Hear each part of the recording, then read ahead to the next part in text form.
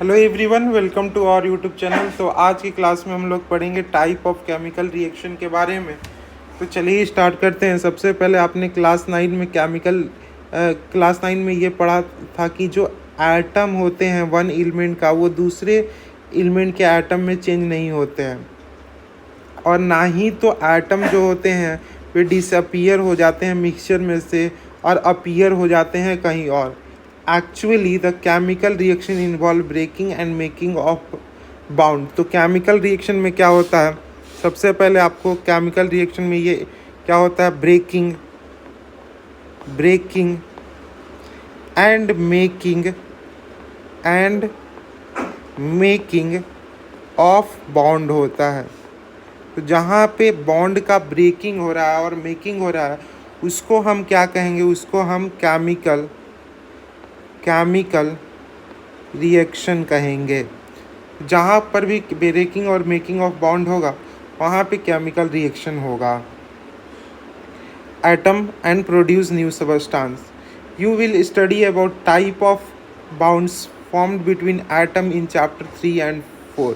तो आपने type of bonds पढ़ेंगे चैप्टर 3 में, जैसे कि आप पढ़ेंगे आयोनिक बॉन्ड क्या होता है। फिर आप पढ़ेंगे कोवेलेंट बॉन्ड के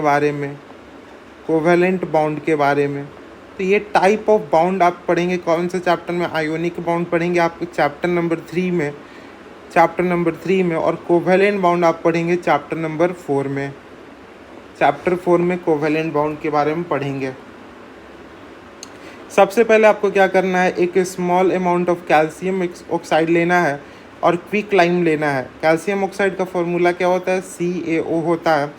एक बीकर में लेना है और उसमें स्लोली वाटर को ऐड करना है। आप क्या करोगे, तो बीकर क्या होगा, वो हॉट हो जाएगा, क्योंकि जो कैल्शियम ऑक्साइड है वो विग्रसली रिएक्ट करता है वाटर के साथ और प्रोड्यूस करता है स्लेक्ट लाइम को। स्लेक्ट लाइम का फार्मूला क्या होता है आपका, CaOH का होल ट्वाइस होता है। इसको हम कैल्शियम हाइड्रोक्साइड भी कहते हैं, और साथ में हीट का भी फॉर्मेशन होता है। जब कैल्शियम ऑक्साइड या क्विक लाइम वाटर के साथ रिएक्ट करता है तो स्लेक्ट लाइम का फॉर्मेशन करता है, साथ में हीट का फॉर्मेशन करता है। In this reaction calcium oxide and water combine to form a single product. और इस रिएक्शन में ये जो रिएक्टेंट है, ये जो क्या है, रिएक्टेंट है, ये क्या बना रहा है, एक सिंगल प्रोडक्ट को बना रहा है। क्या बना रहा है, सिंगल प्रोडक्ट को बना रहा है। तो सिंगल प्रोडक्ट का जहाँ पर भी फॉर्मेशन होगा, जब A प्लस B दो कंपाउंड हैं और ये मिलकर AB एक सिंगल कंपाउंड का फॉर्मेशन कर रहे हैं, तो ये जो सिंगल कंपाउंड हो गया, इसको हम क्या कहते हैं, इसको हम कहते हैं आपका कॉम्बिनेशन रिएक्शन कहते हैं। जहाँ पर भी सिंगल सब्सटेंस का फॉर्मेशन होता है तो उस रिएक्शन को हम क्या कहते हैं, कॉम्बिनेशन रिएक्शन कहते हैं। ए solution of slack lime produce by reaction 1.1 used for white washing. जो स्लेक लाइम का सॉल्यूशन होता है वे क्या किस लिए यूज़ होता है, वाइट वॉशिंग के लिए होता है। ये आपका वैल्यू बेस्ड क्वेश्चन में पूछ लिया जा सकता है कि स्लेक लाइम का इस्तेमाल किस लिए होता है। स्लेक लाइम क्या है, स्लेक लाइम का फार्मूला होता है आपका CaOH का होल ट्वाइस होता है। ये फार्मूला आपको याद रखना होगा, ठीक है। White washing, calcium hydroxide react slowly with carbon dioxide. तो कैल्शियम हाइड्रोक्साइड, ये जो स्लेक लाइम है, इसको हम क्या कहते हैं, स्लेक लाइम भी कहते हैं, स्लेक्ट लाइम भी कहते हैं। अब स्लेक्ट लाइम क्या करता है, कार्बन डाइऑक्साइड से रिएक्ट करता है जो एयर में रहता है, और क्या बनाता है, कैल्शियम कार्बोनेट का थीन लेयर बना लेता है वॉल पर। और जो कैल्शियम कार्बोनेट होता है, ये जो कैल्शियम कार्बोनेट है CaCO3, ये फॉर्म हो जाता है वॉल पर 2 और 3 दिन में, और ये वाइट वॉशिंग शाइनी फिनिश देता है वॉल को। It is interesting to note that chemical formula of marble is also. जो मार्बल का केमिकल फार्मूला होता है वो क्या होता है, जो मार्बल का केमिकल फार्मूला होता है वो CaCO3 ही होता है। अब let us discuss some more example of combination reaction. जो बर्निंग ऑफ कोल है वो भी किसका एग्जांपल है, कॉम्बिनेशन रिएक्शन का, जिसमें कार्बन प्लस ऑक्सीजन CO2 का फॉर्मेशन करते हैं। सेकेंड है formation of water. Formation of water क्या क्या से होता है, H2O क्या से मिलकर बनता है, एक हाइड्रोजन से मिलता है और एक ऑक्सीजन से मिलकर O2 और H2 से मिलकर H2O का फॉर्मेशन होता है। तो ये भी एक क्या है, एक कॉम्बिनेशन रिएक्शन का एग्जाम्पल है।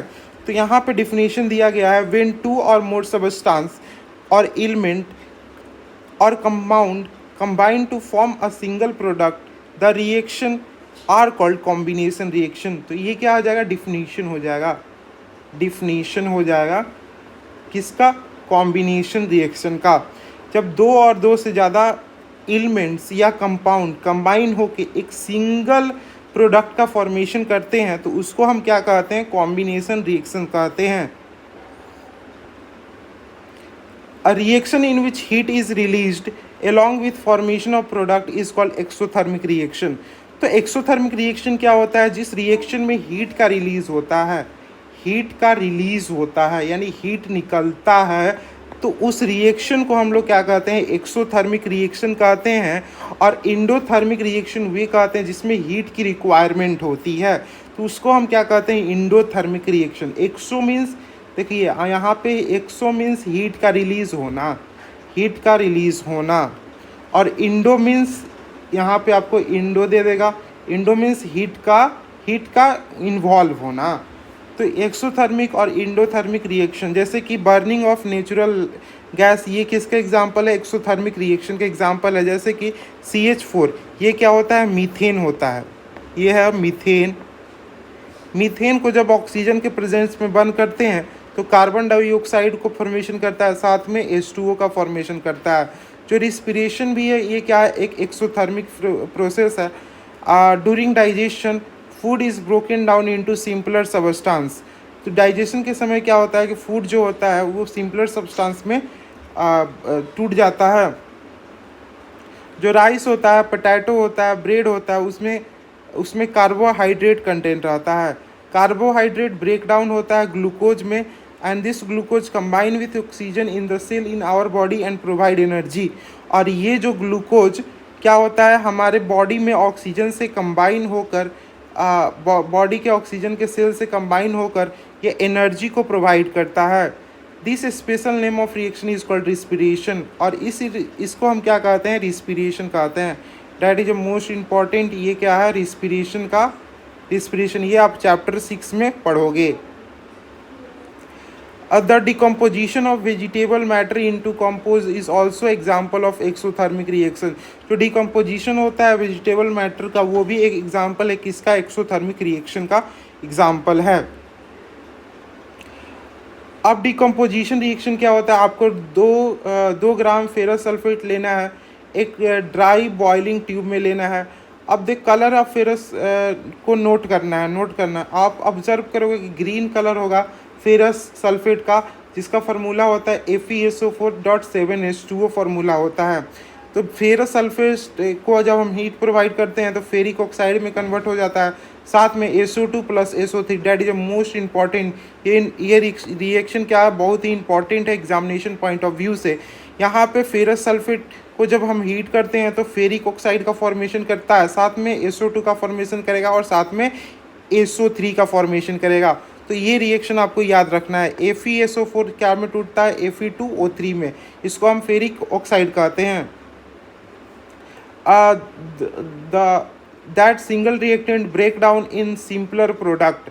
अब इसमें डिकम्पोजिशन रिएक्शन में क्या होता है कि आप देख रहे हैं कि ये जो सिंगल प्रोडक्ट, ये सिंगल क्या है, रिएक्टेंट है, ये क्या हो रहा है, 2 और 2 से ज़्यादा प्रोडक्ट में टूट रहा है। तो इस रिएक्शन को हम क्या कहेंगे, डिकम्पोजिशन रिएक्शन कहेंगे। जैसे कि मान लीजिए AB है, ये क्या A + B का फॉर्मेशन कर रहा है रिएक्शन करने के बाद, तो ये जो है ये क्या है, डिकम्पोजिशन रिएक्शन है। The single reactant break down to give a simpler product, this is decomposition reaction. Ferrous sulfate crystal FeSO4.7H2O lose water when heat and color of crystal change. It then decompose to ferric oxide. तब ये क्या हो जाता है, decompose हो जाता है ferric oxide में और सल्फर डाइऑक्साइड में और सल्फर ट्राइऑक्साइड में। फेरिक ऑक्साइड एक सॉलिड होता है जबकि SO2 और SO3 क्या होता है, गैस होता है। डिकम्पोजिशन होता है जो कैल्शियम कार्बोनेट का, वो कैल्शियम ऑक्साइड और कार्बन डाइऑक्साइड को हीट करने से एक इम्पॉर्टेंट डिकम्पोजिशन रिएक्शन का फॉर्मेशन होता है जिसको वेरियस इंडस्ट्री में यूज़ किया जाता है। कैल्शियम ऑक्साइड और लाइम और quick lime, it has many uses. जो कैल्शियम ऑक्साइड है और क्विक लाइम है, इसका इस्तेमाल बहुत सारे जगह पे होता है, जैसे कि मैन्युफैक्चर ऑफ सीमेंट को मैन्युफैक्चर करने के लिए किसका इस्तेमाल होता है, कैल्शियम ऑक्साइड का इस्तेमाल होता है। When decomposition reaction is carried out by heating is called thermal decomposition। जब हम डिकम्पोजिशन रिएक्शन को हीटिंग के मदद से करते हैं तो उसको हम क्या कहते हैं, थर्मल डिकम्पोजिशन रिएक्शन कहेंगे। जैसे कि किसका एग्जांपल है, थर्मल डिकम्पोजिशन रिएक्शन का एग्जांपल है। यहाँ पे लाइम स्टोन है, लाइम स्टोन को जब हम हीट करते हैं तो क्विक लाइम का इस्तेमाल क्विक लाइम में कन्वर्ट हो जाता है। और क्विक लाइम कहाँ पे इस्तेमाल होता है, सीमेंट को मैन्युफैक्चर करने में इस्तेमाल होता है, साथ में कार्बन डाइऑक्साइड को। तो यहाँ पे आप देख रहे हैं कि ये जो सिंगल सबस्टांस है ये दो सबस्टांस में ब्रेक डाउन हो रहा है with the help of heat. तो इसको हम क्या कहेंगे, थर्मल डिकम्पोजिशन कहेंगे। डिकम्पोजिशन रिएक्शन क्या होता है कि एक सबस्टांस दो या दो से अधिक सिंपलर प्रोडक्ट में टूट जाता है तो उसको हम डिकम्पोजिशन रिएक्शन कहते हैं। और जब हीटिंग हम प्रोवाइड करते हैं डिकम्पोजिशन रिएक्शन में तो वो हो जाता है थर्मल डिकम्पोजिशन रिएक्शन हो जाता है। अब ये एग्जांपल है एक्टिविटी 1.6। आपको 2 ग्राम लीड नाइट्रेट लेना है बॉइलिंग टू, अब इसको बॉयल करना है तो क्या होगा, इमिशन ऑफ ब्राउन फ्यूम्स होगा। ये जो फ्यूम होगा ये किसका होता है, NO2 का होता है, नाइट्रोजन डाइऑक्साइड का होता है। NO2 किसका, ये क्या है, NO2 नाइट्रोजन डाइऑक्साइड है।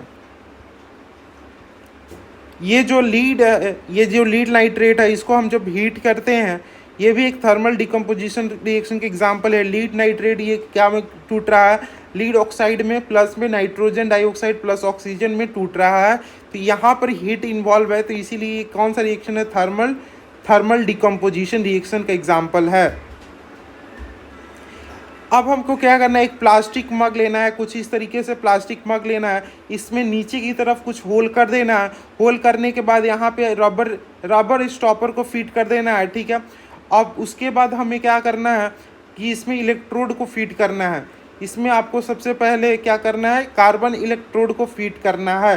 कार्बन इलेक्ट्रोड को क्या करना है, कनेक्ट कर देना है बैटरी से, 6 वोल्ट बैटरी से। ये कैथोड हो जाएगा, ये एनोड हो जाएगा और यहाँ पे एक स्विच है, इसको 6 वोल्ट बैटरी से कर देना है।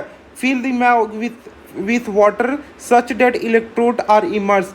और वाटर क्या करना है, इस मग में वाटर इस तरीके से डालना है जो इलेक्ट्रोड है ये पूरी तरह से डूब जाए।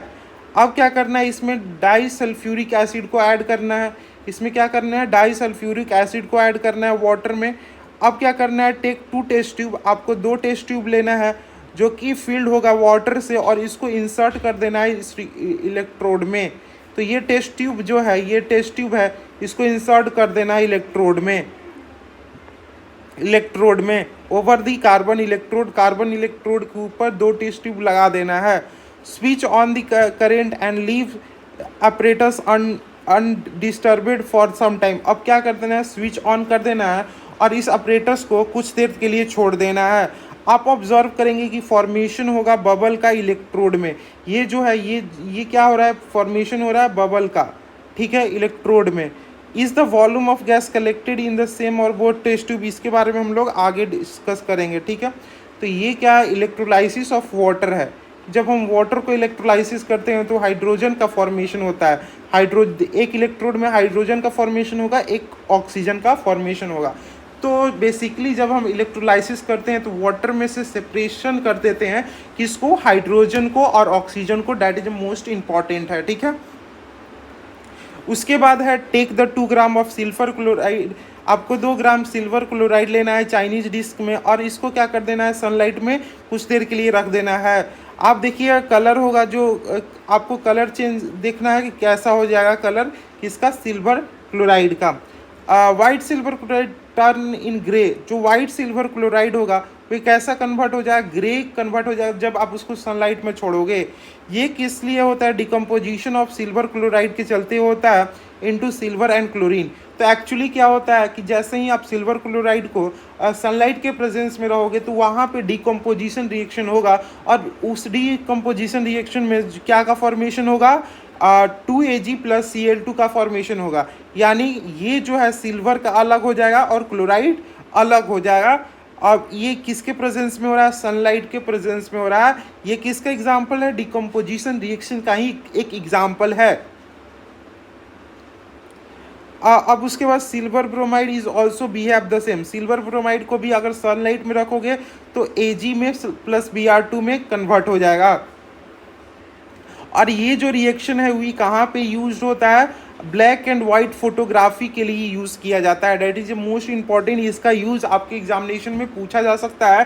तो यूज कहाँ पे, यूज आपको याद रखना है कि यूज कहाँ पे होना। एक और यूज हमने किया था, यहाँ पे किया था एक और यूज, यहाँ पे सीमेंट इंडस्ट्री में कैल्शियम ऑक्साइड का कहाँ पे इस्तेमाल होता है, मैन्युफैक्चर करने में सीमेंट को होता है। कैल्शियम ऑक्साइड और क्विक लाइम दोनों एक ही चीज़ होते हैं, ठीक है, ये आपको याद रखना है।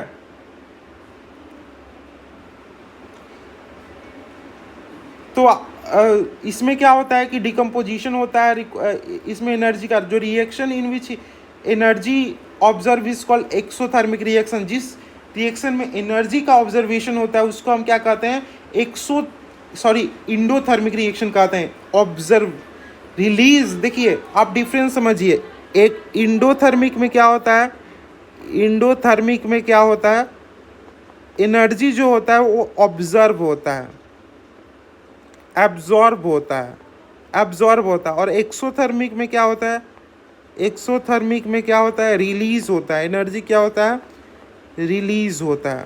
तो इससे आप याद रख सकते हैं। तो आज के लिए इतने, नेक्स्ट क्लास में डिस्प्लेसमेंट रिएक्शन और डबल डिस्प्लेसमेंट रिएक्शन पढ़ेंगे।